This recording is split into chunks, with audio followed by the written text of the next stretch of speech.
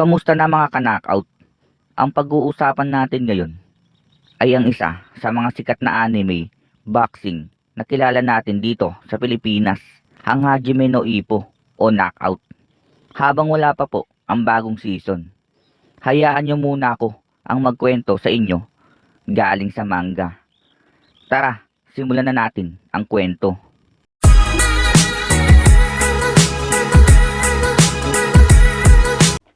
At natapos na nga ang round 1 at napakaganda nga po ng pinakita ni Miyata na hindi nga po umuubra sa kanya si Randy, na kahit na anong gawin ni Randy ay hindi tumatama ang mga suntok niya.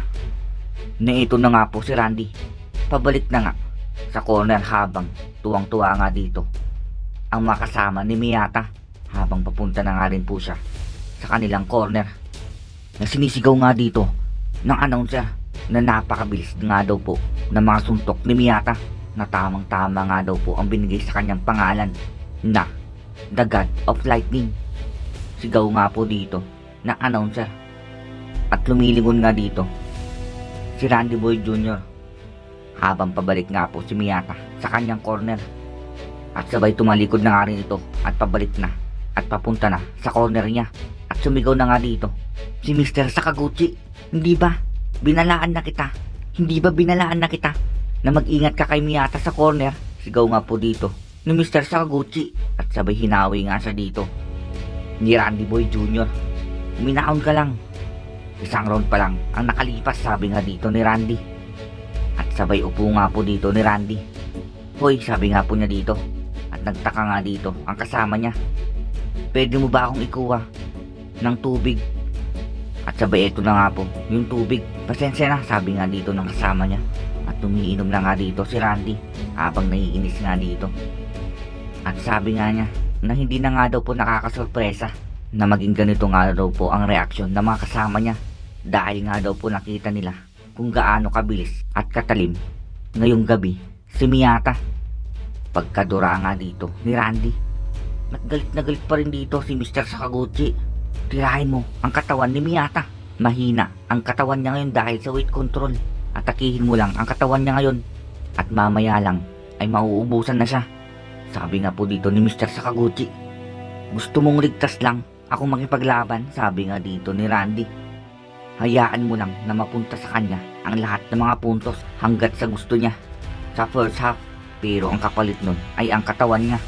At matapos na nga daw po maghina dito ang katawan ni Miyata sa second half, ay pipira-piraso rin na nga po daw dito. Pupunitin na ni Randy si Miyata.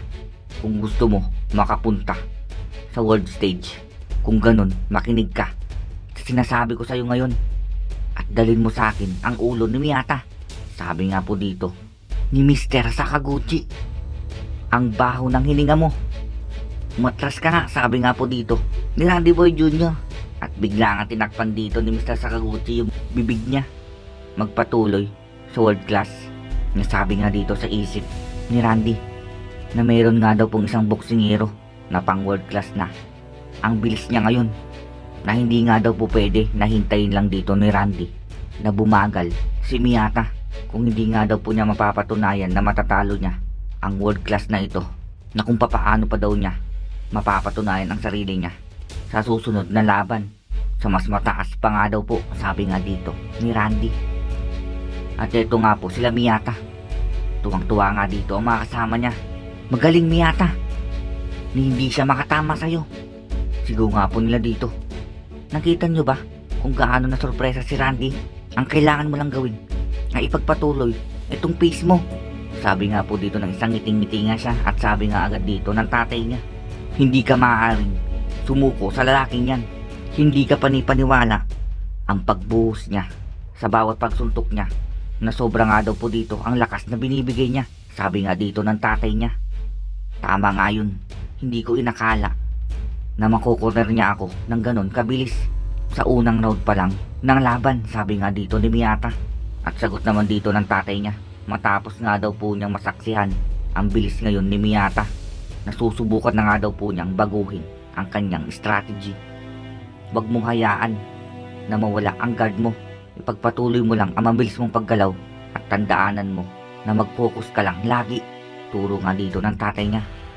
Tama. Tandaan, laging mag-focus, sabi nga po dito ni Miyata. Nasabi nga naman dito ni Miyata na wala nga daw po dapat ipag-alala ang tatay niya dahil kung meron nga daw po nangyayari pa sa kanya, ay mas lalo pa nga daw po siya nagfo-focus dito na meron nga daw po kakaiba ngayong gabi na sa tingin nga daw niya ay kayang-kaya niyang gawin ngayon na ilabas nga daw po na eto na ang suntok nga daw po na hinahabol nga daw po niya simula pa lang ng pagkabata niya na sa tingin nga daw po niya ngayon ay kayang-kaya niyang gawin ang perpektong suntok ngayong gabi, sabi nga dito ni Miyata. At tuwang-tuwa na nga dito yung mga manonood na maganda nga daw po ngayon yung kondisyon ni Miyata, pero lagi naman daw po siyang mabilis, pero iba nga daw po ngayon ang ginagawa niya. Nasa ibang level na nga daw po ngayon si Miyata na sa tingin nga daw po nila ay talagang mananalo ngayon si Miyata. Tuwang-tuwa nga dito yung mga manonood at naririnig nga naman ito ni Tagaki. At ito nga po nag-uusap na nga sila. Nasabi nga ni Tagaki na halos lahat daw ngayon ay maganda. Yung mood na sa tingin nga daw talaga nila ay hindi mahirapan dito si Miyata. Lalong-lalo na nga daw yung ginawa ni Miyata na talunin ang lahat ng mga nakasparing niya. Sabi nga dito ni Tagaki kila Sendo at Ipo. Pero sabi naman dito ni Sendo, pero nakasarali lang lahat ng ito sa lakas ng loob ni Randy. Sabi nga ni Sendo, ha? Lakas ng loob niya? Pagtataka nga ni Ipo na kung susubukan nga daw po ulit dito ni Randy na tapusin nga si Miyata gamit ang estilo niya ngayon, ay magugutay-gutay nga lang daw po si Randy gamit ang mga counter ni Miyata at madali nga daw po siya matatalo sa mga ilang rounds lang. Pero kung naduwag nga daw po si Miyata at nawala ang pagka-agresibo niya, ay tatagal pa nga daw po ang laban. Sabi nga ni Sendo, kung ganon, hindi na siya makikipaglaban ngayon kung papaano ang rhythm ni Miyata. Sabi nga dito ni Tagaki. Sabi nga dito ni Sendo, kung alam mo lang kung papaano sumira ng isang rhythm na madalian na gusto nga daw po niya itong marinig, na may malaking pagkakaiba na hindi niya kayang gawin. At kung magsawa na nga daw siya at tamaan siya na isang napalakas na pagsuntok nga daw po. At sabi nga din ni Ipo na kung susuntok nga daw si Miyata ng napakabilis na isang counter nga dito ang tinutukoy nila, ang suntok niya ay mas lalakas pa nga daw po. At ang tama nga daw po ng counter, ang lakas niya ay magiging doble. Oo, sabi nga dito ni Sendo na kung sumuntok nga daw po ang kalaban niya ng level 10 na suntok, ay magiging 20 nga daw po iyon ang babalik sa kanya. At kung 20 naman daw po ang suntok, ay magiging 40. Sabi nga dito ni Sendo. At kung magiging 40, magiging 80. Sabi ni Ipo. At kung 80, ito ay magiging 160. Sabi nga dito ni Sendo. At kung 160, ito ay magiging... At kino-compute na nga po nila dito kung magiging ilan. Tumahimik na nga kayo. Sabi nga dito ni Sawamura. Nasabi nga niya, ang isang lakas nga daw po ng counter ay napakasimple lang. Nadodoblin nga daw po niya ang pinsala na matatamo mo gamit nga daw po ang mismong lakas ng kalaban niya. Nasabi nga dito ni Sawamura na napakalayo na nga daw ng sinasabi nila, na nasan nga daw po ang utak nila. Sabi nga niya dito, anong sinabi mo? Sigaw nga dito ni Sendo at natatawa nga po dito si Tagaki na nakikita nga daw po nila na mali nga daw po ang nakikita nila, na marami nga daw pong uri ang counter na pwede nga daw pong magamit laban sa kalaban niya, laban nga daw po ang lakas niya. Sabi nga dito ni Sawamura na for example nga daw na kung naiwasan mo ang isang suntok na napakalakas nga daw po ang pag-swing niya, na habang nakaunat nga daw po dito ang kamay ng kalaban mo, ay maaari mo nga daw po siyang matamaan dito. Paliwanag nga ni Sawamura na ganun nga daw po ang counter naman niya, na mararamdaman mo nga daw dito ang pangangatog nga daw po ng mga buto na napakasarap nga daw po sa pakiramdam sa kamao mo. Sabi nga dito ni Sawamura, at masakit din yun. Sabi din naman dito ni Ipo, kung ganun si Miyata ay iba naman. Sabi naman dito ni Tagaki, bawat isang counter puncher ay may kanya-kanyang sariling kagustuhan nga daw po kung ano nga daw ang gusto niyang klaseng maging counter-puncher siya. Ngunit sa kaso ni Miyata, na ang ginagawa nga daw niya ay parang higit pa sa sarili niyang estilo, na parang may gusto nga daw po siyang makuha ngayon o magawa o matupad nga daw po. Sabi nga dito ni Sawamura, ang ibig mong sabihin, hindi niya pa napeperpekto hanggang ngayon yon? Sabi nga dito ni Sendo. Perpekto? Sabay hinga nga dito ni Sawamura. Hayaan niyong itanong ko sa inyo itong mga kasama. Ano sa tingin niyo ang pinakamalakas na suntok sa boxing? Sabi nga dito, tanong nga po ni Sawamura. At tiwalang sagot nga dito ni Sendo na ang smasher nga daw po niya. At sumagot nga din dito si Tagaki na ang depth roll naman daw po ni Ippo. At nahihiya pa naman daw dito si Ippo. At sagot nga ni Sawamura, mali kayong dalawa. Sabi nga po niya dito. At galit na galit nga agad dito si Sendo. Gusto mo ipakita ko sa'yo? Sabi nga dito ni Sendo kung gaano daw kalakas ang smasher niya. At sabi naman dito ni Sawamura, hindi mahalaga kung gaano kalakas ang suntok mo. Magagawa mong iwasan yun kung makikita mo na papunta na sa'yo. At kahit nga daw po matamaan ka nun, ay magagawa mo naman na patigasin nga daw po dito ang parte ng katawan mo, ang mga ipin mo nga daw po, para nga daw po mawala at mabawasan ang tama niya sa'yo. Na hindi nga daw ito tungkol sa lakas o bilis, na magagawa mo nga daw po yung tatagan hanggat nga daw po sa nakikita mo at alam mo kung ano ang kalaban mo. Sabi nga dito ni Sawamura. Ngunit ang hindi mo kayang kalabanin nga daw po ay ang suntok na hindi mo nakikita na papunta na sa'yo. Sabi nga po dito ni Sawamura, sa blind spot, ang ibig mo sabihin sa labas nga daw po na hindi nakikita ng mga mata. Sabi nga dito ni Sendo na kahit malayo pa nga daw ang tinutukoy niya, ang isang suntok nga daw po na wala sa kamalayan, na hindi nga daw po nakikita sa labas ng kamalayan. Sabi nga dito ni Ippo, pagtataka nga po niya. At hindi mo nga daw po kailangan na maging malakas sa suntok na yon. Ang kailangan mo nga lang daw gawin ay patamaan ang suntok. At sigurado nga daw po na kung tumama yun, ang bilis ay papatumbayin nga daw po yun kahit sino. Bakit ganon? Dahil hindi mo alam kung ano ang paparating sa'yo. Sabi nga po dito ni Sawamura, ang ibig kong sabihin, kayong dalawa ay naranasan nyo na ang ganong klaseng bagay dati, tama ba? Nabiglaan na lang, bang! Sabi nga dito ni Sawamura na ito na nga daw po, nabiglaan na nga daw pong dumilim, na lahat nga daw po ng kita niya ay madilim na. At kung bumalik nga daw po ang pagkita mo, ay ito na, ay nakatingala ka na nga daw po sa kisame. Ang maiintindihan mo nga lang daw po ay bumagsak ka at maririnig mo ang bilang ng referee na tinamaan ka at bumagsak ka. Sabi nga ni Sawamura na napakagaling nga po. Alam ko yun, alam kong ibig mong sabihin. Sabi nga agad dito ni Ippo. At gayon nga rin po dito si Tagaki na nakuha na nga daw po niya kung ano ang ibig sabihin dito ni Sawamura, na kung habang nasa atake ka nga daw po, na umaatake ka, ay biglaan ka na nga lang daw pong titigil at mawawala nga daw po dito ang malay mo, na kung susuntok ka na nga daw po na sa tingin mo ay tatama na.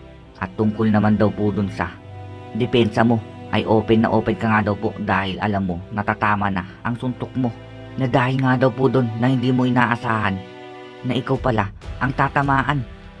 Nang ibig sabihin nga daw po na hindi mo talaga makikita kung ano ang tatama sa'yo. Sabi nga dito ni Tagaki na ito, sabi nga niya, o diba at least mayroong isa dito ang may utak. Sabi nga po dito ni Tagaki na nalulungkot naman dito ang dalawa at naiinis nga si Sendo. Oo, isang counter, simple lang sagot. Sabi nga dito nila Sawamura na kung hindi mo nga daw makikita ang paparating sa'yo at hindi ka preparado, na wala nga daw pong paraan para malusutan mo pa ito. At bago mo nga daw po malaman ito, ay tinamaan ka na. Sabi nga dito, paliwanag nga ni Sawamura. At yun nga daw po ang suntok na sinasabi nila. Ngiti nga dito si Tagaki. Pero alam nyo na isa nga lang daw po yung teorya. Sabi nga dito ni Sawamura na kahit nga daw po swertihin ka na magawa mo yon sa isang practice lang, nasusubukan mo nga daw po dito sa isang totoong laban na malaki nga daw po ang diferensya, na imposible nga daw pong magawa iyon, na ang una ay kailangan mo maging malakas talaga para makalaban dito at makontrol mo ang kalaban mo at masaayos mo nga daw po ang lahat. At kung ganun, at kakailanganin mo nga din daw po dito ng skill para nga daw po tama ang pupuntarihin mong vital point ng mabilisan, at kailangan mo nga rin daw po ng isang malinaw na mata para nga daw po mabasa mo ang bawat suntok ng kalaban mo. Kung ganun, imposible na mailabas mo ang lahat ng yun dito sa napaka terribling laban. Sabi nga dito ni Sawamura, sinasabi mo ba ngayon ang gustong gamitin ni Miyata? Sabi nga dito ni Sendo, hindi ko masasabi na sigurado ako, pero eto, sa tingin ko, ang nakikita ko. Sabi nga ni Sawamura, pakiramdam mo lang ha. Sabi nga dito ni Sendo, na nawiwirduhan nga po ngayon dito si Sawamura, na parang na-excite nga daw po siya sa ganitong laban na nakikita nga po niya. Sabi nga dito ni Sendo, na sa tingin nga niya sa isang counter user na katulad niya ay bibihira nga daw po o makita ng ganitong klaseng bagay na nakakamangha nga daw po. Sabi nga dito ni Sendo, at ito nga si Ipo, sa tingin ko tama ang lahat ng sinabi dito ni Sawamura. Sabi nga dito ni Ipo, na nung nakaraan nga daw po na laban ni Miyata, na ginamit nga daw po niya ang counter niya, na napakalapit nga daw po dito ang mga sinabi ni Sawamura sa ginawa ni Miyata. Kung ganun sa tingin nyo, maaari bang, posible ba na magawa ngayon ito at mamaster ito ni Miyata? Tanong nga dito ni Ipo, di ba sinabi ko naman sa inyo na isa lang yung teorya, walang ganyan na pwede mo agad na mamaster yun sa ganitong klaseng kalaban, na marami nga daw pong diferensya sa timing at bilis at sa laban at sa mga suntok niya. Sabi nga dito ni Sawamura, pero kung ang isa nga daw po ay magawa niyang maperpekto yung ganun, kung may taong kayang bumitaw ng isang ganong klaseng suntok, kung ganun, hindi na siya mapipigilan pa. Sabi nga dito ni Sawamura, hindi niya kayang maperpekto, pero totoo pa rin yun. Sabi nga dito ni Ipo, na naalala nga niya ulit ang usapan nila dito ni Miyata, nagagamitin nga daw po niya hanggang sa dulo ang estilo nga daw po ng iniidolo niya, ang tatay niya, hanggang sa world class nga daw po na si Miyata, na umahanap nga daw po ng paraan para maperpekto ang lahat ng yun, simula pa nga daw po nung malit pa siya. At ngayon na, ang oras na to, ang perpektong suntok at ang pinakamainam sa boxing, nasa ring na siya ngayon at sinusubukan niya na ngayon mismo. Sabi nga po dito ni Ipo, at sigaw na ang announcer, round 2. Sigaw na nga po dito at nakatayo na nga si Ichiro Miyata, at sigawan na nga dito ang mga manonood, sige, pabagsakin mo na sa Miyata. Sigaw na nga po agad nila dito. Nagsimula na nga silang gumalaw dito at umikot-ikot na nga po dito si Miyata, pero si Randy nga daw po ay parang isang bato na hindi nga daw po gumagalaw ngayon. Sigaw nga dito ng announcer, hindi na ako makakapaghintay, meron akong world class na laban ngayon. Sabi nga po dito ni Randy, at sigaw na nga dito yung manonood. Gulat na gulat nga po sila dito, dahil ito sumugod na nga po agad si Randy, na biglaan nga daw pong maliit agad ang distansya nilang dalawa. Meron talaga siyang lakas ng loob, sabi nga dito ni Sendo, pero ang ibig sabihin niyan ay, sabi naman dito ni Tagaki, ay madali nga daw po siya mapapabagsak dito ng mga ilang round lang, dahil lalaban na naman nga daw po si Randy sa pace ni Miyata. Sabi nga dito ni Tagaki, pero kailangan mo pa rin subukan, na hindi ka nga daw dito makakagaransya na bawat suntok nga daw po ng counter ni Miyata ay tatama sa'yo. At kung ikaw nga daw po ang unang tumama, kung ganun ang ibig sabihin nun, ang ikaw ay mananalo. Sabi nga dito ni Sendo, matapang siya, sabi nga dito sa isip ni Ipo, at sumisigaw na nga dito si Mr. Sakaguchi, hindi ka nag-iingat. Kung susugod ka dyan na walang plano, ay lalamunin ka lang dyan ng mga counter niya. Wala ka bang kaide-ideya kung ilang boksingero na ang pinabagsak niyan? Sigaw nga dito ni Mr. Sakaguchi na wag na nga daw po ulitin ni Randy Boy Jr. ang pagkakamali. At eto na nga si Randy. Uli ka! Sabi nga po niya dito at bibitaw nga siya ng isang kaliwa. Pero eto, pagkasuntok nga ni Randy ay biglaan na nga lang po nasa harapan niya agad si Miyata. At hindi nga tumama dito. Ang suntok niya, gulat na gulat nga dito si Randy na alam niya, yari na naman siya dito. At eto nga po, sa pool na naman sa isang counter, sa isang kanan, si Randy Boy Jr. Sa simula pa nga lang po ng round 2. Sigaw ang announcer. Tumama ang counter. Pero si Randy ay nakatayo pa. Sigaw nga po dito. Di ba sinabi ko na sa'yo? Sigaw nga dito ni Mr. Sakaguchi. Naggalit na nga po kay Randy. At mabilis nga lang din po ulit na nakalayo si Miyata sa kanya. Pero sabi nga niya dito, nakita niya ang sang yun. Sabi nga dito ni Miyata. Pero malapit na yun.